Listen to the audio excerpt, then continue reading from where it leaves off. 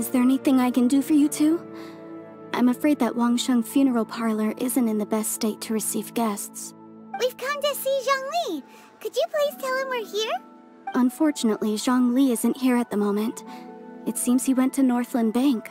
Doesn't the Northland Bank belong to the Fatui? Last time we saw Zhongli was before we went to the Golden House. Do you think he doesn't know about the attack on Liyue? Visiting the Fatui at a time like this could only mean more trouble. We had better go and make sure that everything is okay.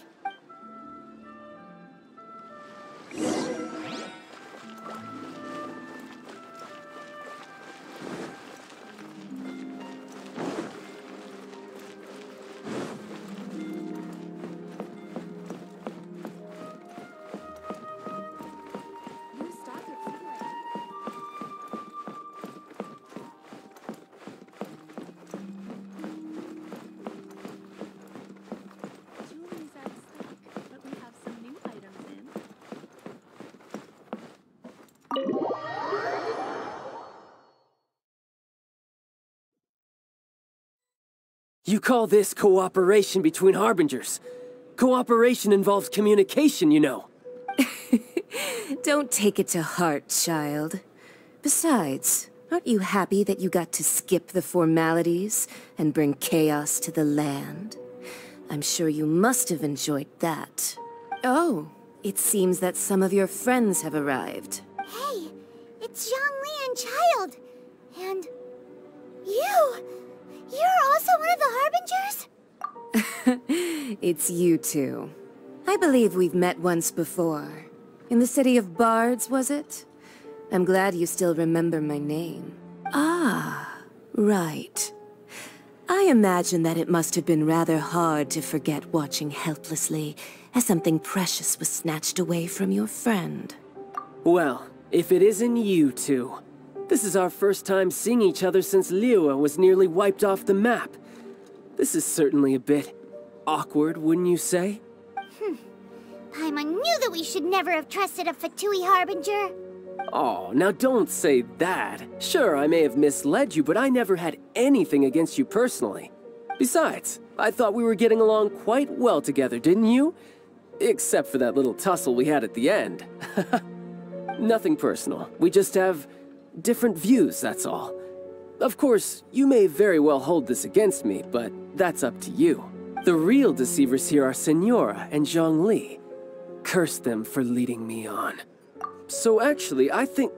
Stop wasting time, child. There'll be plenty of time to chat once I'm through here. You remember the agreement, Morax. Now, if you would be so kind. The Gnosis, please. What in the world are you talking about? The contract is fulfilled. That which thou seeketh is now bestowed unto thee. For my promise is solid as stone.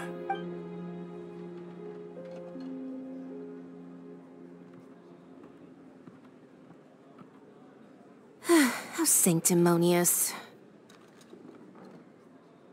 What? So you're the Lord of Chiao? No, wait! That's an exciting twist and all, but why give the Gnosis to the Fatui? I do not give it for free. I give it as agreed upon in the contract. For it is a matter solely between the Tsaritsa and I. Yeah, you don't think you went a little bit too far with that whole fake death thing? Everyone was preparing the ceremony for you, and splat! This big dragon falls out of the sky, and all of Liyue goes into an uproar. Talk about a disaster. Gathering all the forces that had been bubbling behind the scenes, and then stirring them together in a pot that was bound to boil over. That's what he wanted to see, am I right? Wait, what? Perhaps it's best that I explain. As you know, I've dwelt upon this world for more than 6,000 years. It is now 3,700 years ago that I founded Liyue, together with the Adepti. Even boulders that can withstand whirlpools will erode with the passing of time. I kept convincing myself that cracks had not begun to form, and that the end of my time had not yet come, until one drizzly day. As I was strolling along the harbor, I heard a merchant tell one of his workers, "You finished your duties. Go ahead and call it a day." I stood motionless among the crowds, asking myself, have I already finished my duties? Oh, Zhongli. But as I began to consider relinquishing my divine role, I soon discovered that many reasons still remained to not hastily depart. Was Liyue, the city I had dwelt in for so long, already prepared to enter its next age? I decided that a test was needed in order to reveal the answer, so I feigned my own death, and gathered the cast of Child, the Adepti, and the Liyue Archon to play their roles together on the stage that was Liyue. Indeed I was. The Gnosis, which I had kept for so many years, suddenly seemed to have lost its meaning. That's right. Which is why I continued to safeguard the Gnosis until now. So you mean that if the chaos ever reached the point of no return, you would simply appear and use your divine powers to bring Liyue back under control? Of course. And it would have been all too easy for him, too.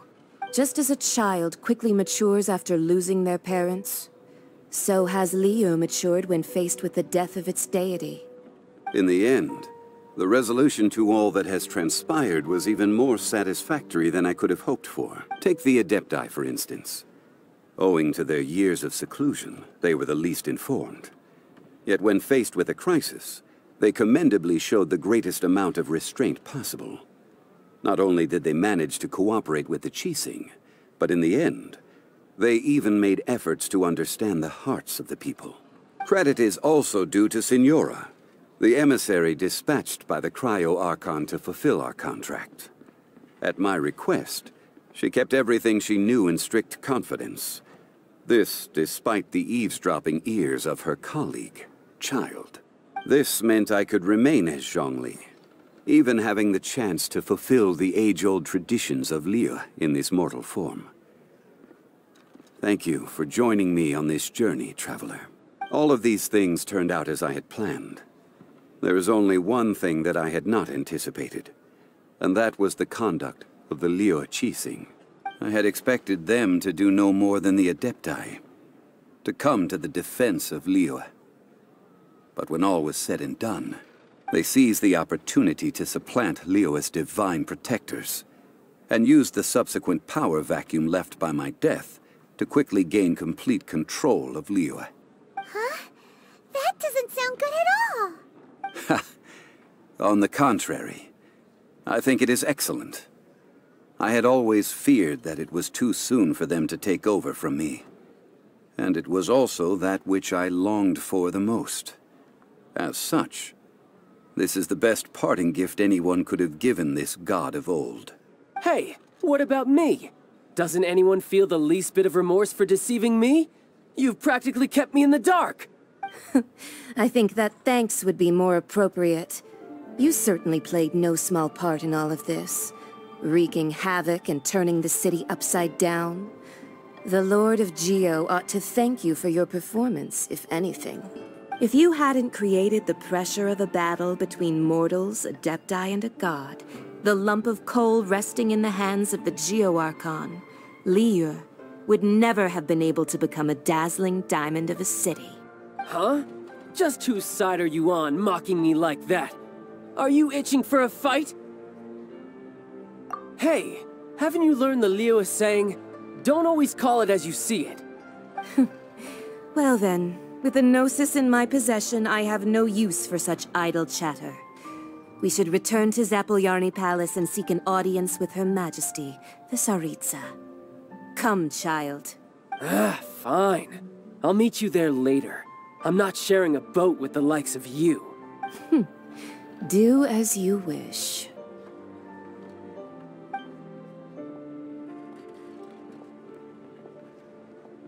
Now then, is there anything else you wish to ask me?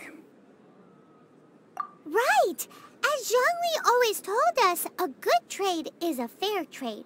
Paimon has no idea what could be a good trade for a Gnosis. Realistically speaking, there is no such thing. Huh? However, I am the god of contracts. For thousands of years, I have made countless contracts. If the deal was of no benefit, then I certainly would not be inclined to agree to it. My agreement with the Liyue Archon will be the last of my contracts as the Liyue Archon. My contract to end all contracts.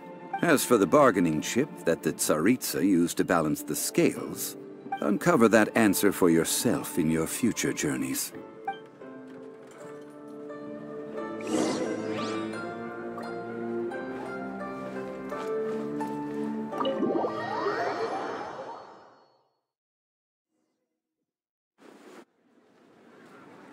Today's the day of the rite of parting. Although the star of the show is fake, we've spent so much time trying to organize it, it would be a real shame not to go there now.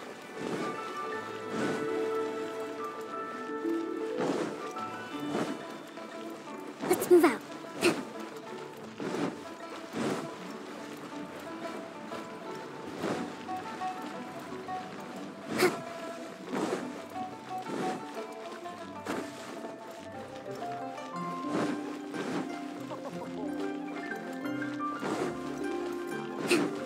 Let's move out. Oh, well, since we're going through with this rite of parting, I guess it means that those rumors hit the nail on the head. So Rex Lapis is really... But they didn't catch the culprit, did they? Oh, come on. Do you think that the assassin could have been a normal person? You know what I think? I don't think any of the gossip on the streets you hear from those shady types is worth anything. There's only one real possibility in my mind. I've heard that the assassin was that Fatui fellow. Youngish, pretty high in rank. I think they called him Child. The Fatui? They certainly... Shh! Lower your voice.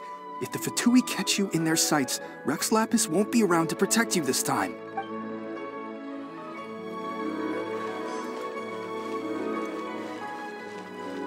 You know that god from the ocean couldn't have just shown up out of nowhere. I mean, it's been 2,000 years since Rex Lapis subdued it. Yes, and to think that this happened right on the heels of the incident with Rex Lapis, too. Say, do you think the person who assassinated our lord and released that evil god might have been one and the same? Now that you mention it, that's very possible. I mean, it all fits together. That person must have colluded with the evil god to harm Rex Lapis. Oh, that wicked, black-hearted scoundrel. Still, what sort of supernatural prowess must this person possess to be able to do such things? Ah, forget it. Guessing's no use to us. Look, the Millilith over there looks like he's about to make an announcement. Let's hear what the Ministry of Civil Affairs has to say first.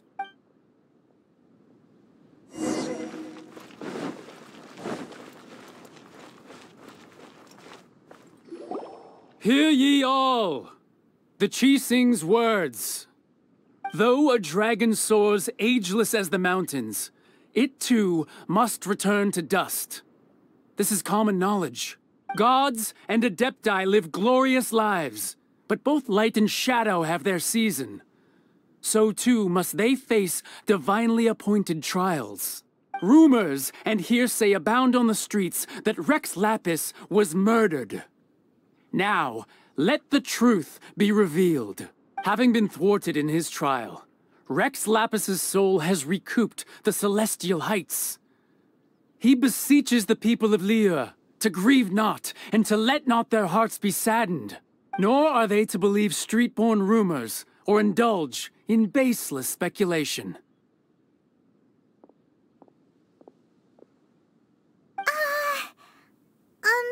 Paimon needs a translation on what the Qixing's announcement said. So that's how they're spinning it. Something feels off. Why would they suddenly give up looking for the murderer? Not to mention how this excuse sounds like something they just made up on the spot. Could the Qixing already have known that Rex Lapis wasn't dead? But Zhongli said that neither they nor the Adepti knew anything. Did Zhongli tell them in secret after his Gnosis changed hands? Exactly, right? Ooh, Seems like the rite of parting has been going on for a while now. Let's go have a look.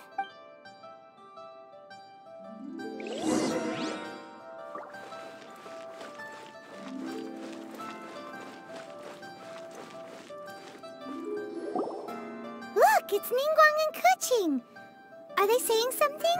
Are their speeches over? As said previously, Rex Lapis' soul returning to the heavens is the end of the contract. And it is also the end of an era. 3,700 years of contracts burnt and reduced to ash. We, the people of Liyue, were indeed prosperous. But blinded by our prosperity, we forgot that time can be pitiless. The long, unending dream of our Archon walking among us. Now that we have awoken from our dream, we must learn to say farewell. Will you stand with us as we re-establish our contracts?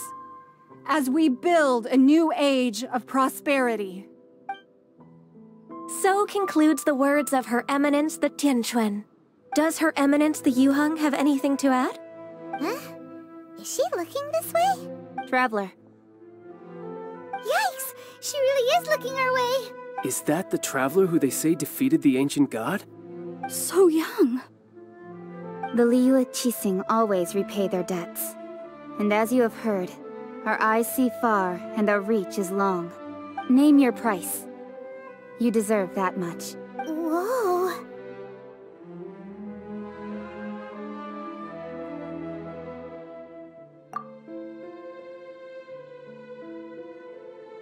Well, could you help me put up some missing person posters?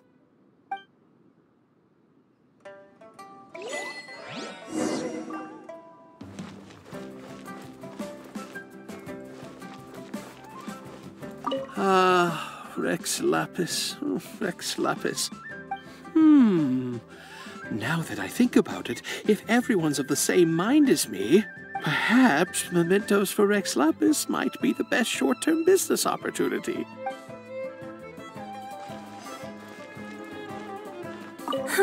And to think I'd put my best perfume on before coming here, thinking you'd like it. But it seems as if those perfumes really were meant to be offered to Rex Lapis. Well, that's fine. Suffer no rivals in love, they say. And that's 3 gone in 1 stroke. As for the mortals and adepti of Liyue, what shape shall our relationship take from now on?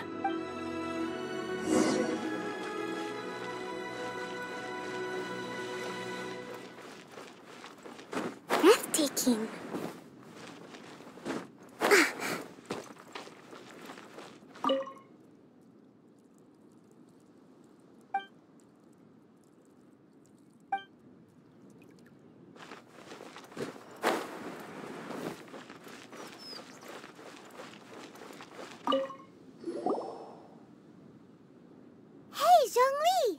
Look at this. Everyone in Liyue is caught up in their emotions, thinking that they'll never see Rex Lapis again. And here you are looking all relaxed.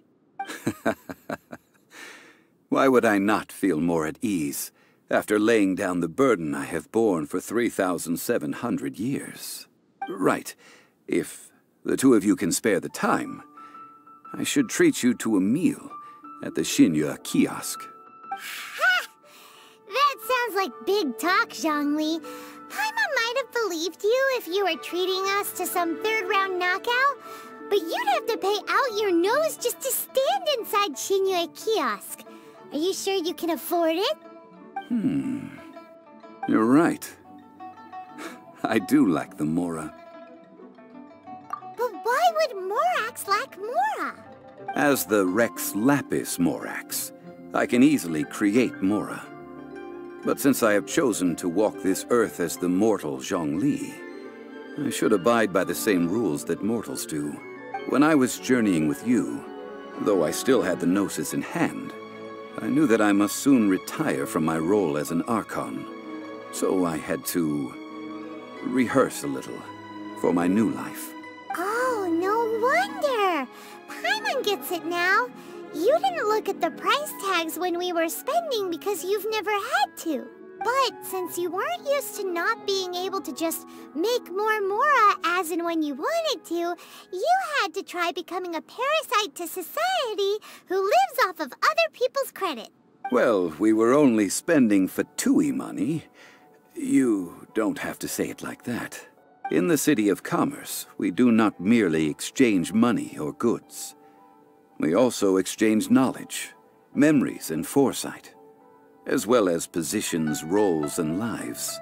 The Archon Morax could never experience life as the true mortal Zhongli could, no matter how many times he descended to be with his people. I must thank you for that. I will treasure the memories that I made as Zhongli, traveling the streets of Liyue with you. That is true. But there is no journey that does not end. No meetings without partings. Paimon thinks that we should make a move and continue our search for the Seven. I fear that continuing your journey may be difficult. The nation that neighbors Liyue by sea, Inazuma, is presently closed. Yes, the nation has been closed by order of its deity, the Electro Archon Ball. And just as the people of Liyue preferred to call me Rex Lapis, she too goes by another name among locals in Inazuma. Paimon thinks we've heard that one before. Raiden? That is the case. And since Raiden is also the Shogun of Inazuma, people call her the Raiden Shogun. That said, though people at the wharf were saying that the situation in Inazuma is very tense, Paimon doesn't remember that always being the case. It wasn't that bad last year. Zhongli, since you're Rex Lapis, shouldn't you know something about what's happening there? Just how did Inazuma become a closed nation? It's because of visions. Visions? When faced with circumstances beyond their control, humans often bemoan their lack of power. But if a person shows true strength of will at a desperate and fateful moment in their life, the gods will look upon them with favor. This is what visions are. Magical foci bestowed upon those who have been acknowledged by the gods. Uh-huh. That's how people in Teyvat see it. But starting from last year, the Raiden Shogun began promulgating the Vision Hunt Decree. Vision Hunt Decree? Yes. It was an order to seize all visions within Inazuma's borders, and to inlay them upon the hands of the statue of the omnipresent god. They want to seize visions. But why? Aren't visions blessings from the gods? I should think that in the Raiden Shogun's eyes, it is precisely because they are divine blessings that they should be under the sole dominion of divinity. Whoa, that's harsh. The Animo Archon is the god of freedom, and the Geo Archon is the god of contracts. For her part, the Raiden Shogun is the god of eternity. It seems as though she has finally decided to eliminate any unstable elements that could pose a threat to her eternal realm. The fact that even I, the oldest of the seven, have now passed away, will only strengthen her resolve to pursue eternity. Knowing her, she must have again quoted that adage she is most fond of when proclaiming that decree to her people. 7 ideals for 7 gods. And of these, eternity is nearest unto the heavenly principles. All right then. Was there anything else you wish to know? Ah, that was a good one. Failing a divine trial. How they came up with that excuse, I will never know. That said, the reason why the Qixing were so eager to resolve the incident and stop pursuing the culprit was indeed because they received news in secret that Rex Lapis was not dead. I hinted as much to the Adepti as well. How did I accomplish that, you ask? Have you ever heard of this particularly convenient Adepti art known as gifting dreams and visions? All right then. Was there anything else you wish to know? Yeah, about that.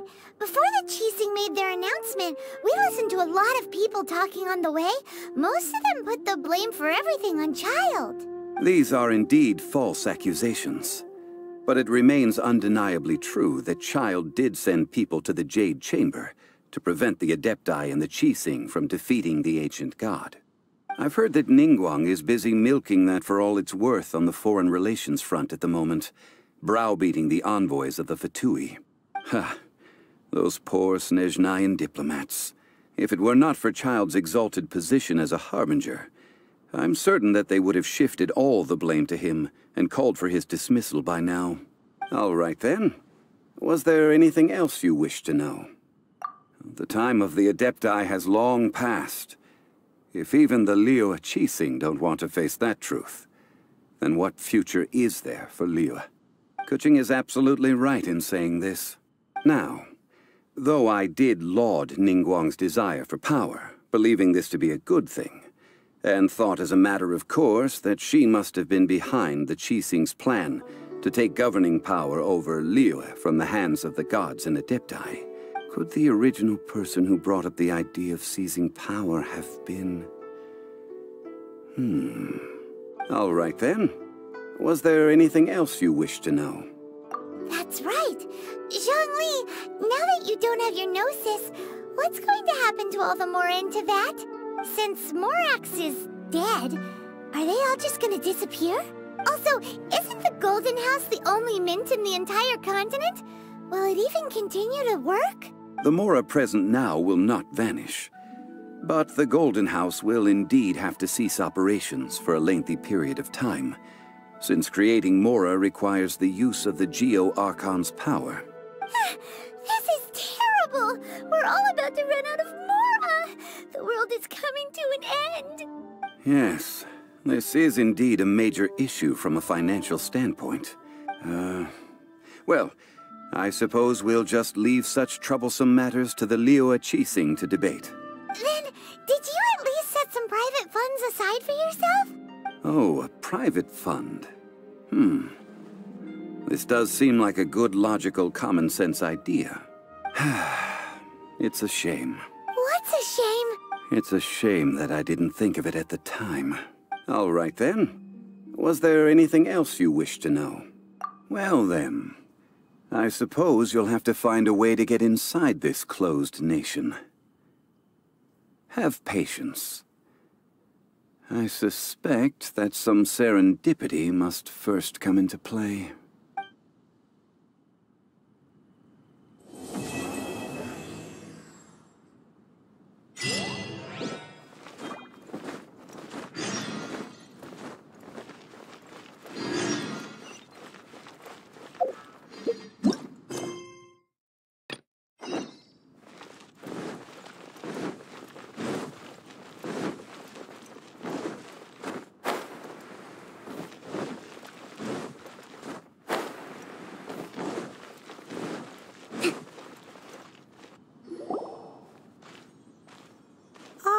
Children, come, come. You've arrived at just the right moment. I've been looking for you. Oh, what is it, Granny? Need any help? Oh, no. You've done so much for Liyue Harbor already. I could hardly ask for more. In fact, my old friends and I have been putting our heads together to think of what sort of gift we might give you in return. A gift? For Paimon? Oh, child, you are so very modest. Uncommonly so, even. But you mustn't decline this gift. I simply won't allow it. When you traversed my old teapot in search of the cleansing bell, I heard your little friend mention that you often camp out in the wilds. That simply won't do. Especially since I imagine you still have a very long journey ahead of you.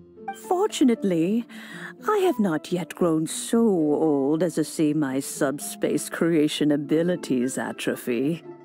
Oh, did my friends never mention that to you? Well then, it is a blessing we old folks once received from Rex Lapis, part of our illumination, if you will. I will not go into too much detail, but subspace creation is the ability to create a small, autonomous pocket world. The teapot that you entered previously was a little trinket created using that ability. So, in the eyes of an Adeptus, creating a magic teapot world is just child's play, huh? Oh, indeed, the teapot is nothing to boast of. One such as myself must depart from this realm to create a world of one's own. Rex Lapis, on the other hand, moved mountains and seas. That is what one might call an exercise of true power. But that's enough nostalgia for now. The gift that I have prepared for you just requires a few final materials to add the finishing touch. That's right! Finding stuff's what we're good at, after all. Oh, settle down now, children. There's no need for you to go running hither and thither. I have already found a fleet-footed youngster to prepare what I need. What's more, I doubt that you would know how to find the materials I am searching for. Some of them are very rare indeed these days. Well, for starters, I require some shimmer soil from the banks of Liyue Marsh. Back in the day, it could only be found where the glazed lilies thrived most profusely. You would have to dig downward, following the roots of the glazed lilies, and if you were lucky enough, you just might find a small patch of shimmer soil there. But almost no one has been able to find shimmer soil in this manner since Liyue Marsh came to be the way it is today. Even more difficult to find is smaragdus jadeite, which must be chiseled from the rock of the chasm. Or so it used to be. Ever since the Blackcliff Forge opened for business, they've slowly but surely stripped the mines all but completely bare of it. In any case, smaragdus jadeite is an adepti treasure, and the adeptal power within is not something that most humans can withstand. Extended contact with it is, in fact, harmful to humans. Goodness knows if that child will succeed in finding these items. Well, since you're an Adeptus, Granny, the person you asked for help, they must be an Adeptus too, right? Yes. I suppose she does count as an Adeptus. She counts? How come there are so many Adepti in Liyue Harbor? We seem to bump into them all the time. It feels like even when you go out to eat, you could be sitting next to an Adeptus and never even know it. Oh, maybe so. Who can say? A fair few of my old friends are rather fond of mundane mortal life, after all. I'm back, Granny. Oh, I don't believe we've met. Allow me to do the honors. This child here is Yenfei. She's the one helping run some errands for me. Yenfei, I believe you've already heard of the Traveler and her traveling companion. Of course, who hasn't? Much has been written about you in the Millilith's records. You became one of Liyue's most wanted after the Millilith marked you as a suspect following the incident at the Rite of Dissension. After which, you fought off the Millilith at Julian Karst and made contact with the Fatui, before finally defeating an ancient god together with Granny and her associates, and subsequently being cleared of any and all suspicion by the Qixing. What a shame. A shame that we didn't meet sooner. If we had, well, I can't say that I would have been able to clear you of suspicion immediately, but it certainly would have been less, embarrassing for you. Allow me to introduce myself once more. I'm Yenfei, a legal advisor. Got a legal problem? You can come right to me. Oh, yes, here's my business card. You'll find it has my contact details and office address. Keep it handy. If you have an urgent issue, just leave me a note at this address. Oh, and I almost forgot to mention, I offer a very generous discount for first-time customers. All right, Yenfei, all right. Let's get to the business at hand. I do not think these two are in any dire need of legal assistance at the moment. You'll have to excuse Yanfei. She's always been like this. Ever the talkative one when it comes to her own affairs. Paimon was gonna ask the same question. You seem really different from the ones we've met before. An Adeptus? I guess. Kinda. My old man said he was one anyway. He mentioned that he once campaigned with Rex Lapis for a long old time, and then after that was all over, he went back and married my mom. They had me, and once I was all grown up, the two of them upped and left on a journey, leaving me with Granny here. Well, that's a bit casual for an Adeptus. Aren't you guys supposed to sign solemn contracts to protect Liyue Harbor and all that stuff? What do you mean he just went back to get married? Well, my dad did say that he'd talked it through with Rex Lapis, and that he was fine with it. Even contributed towards the wedding gift, apparently. Anyway, let's not dwell on that too much.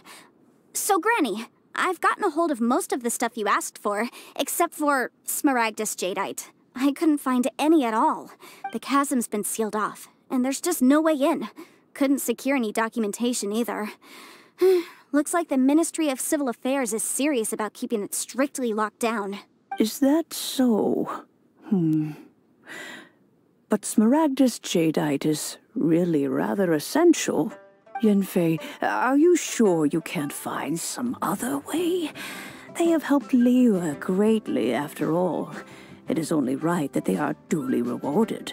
I know, Granny, you've told me 1,000 times already.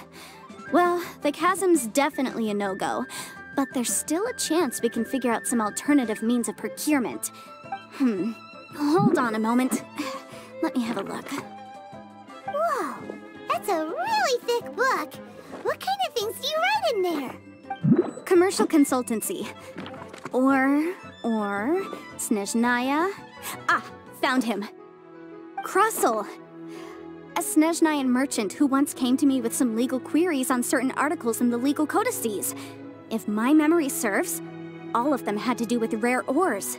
He mentioned that he was considering acquiring some Smaragdus Jadeite to make hairpins, and wanted to know if there were any legal ramifications that he should be aware of. Said he was planning to sell them in Snezhnaya. So, I guess I'll go look for him. With any luck, he'll have gotten his hands on some Smaragdus Jadeite, or might have an idea of where we can find some. Oh, you want to join me? I suppose that's no problem, but it's best if you just stand by and watch. If you try to get involved, you'll only risk placing yourself in legal jeopardy. Wow, an Adeptus imploring us to avoid incurring legal liability. Well, that's a first for sure.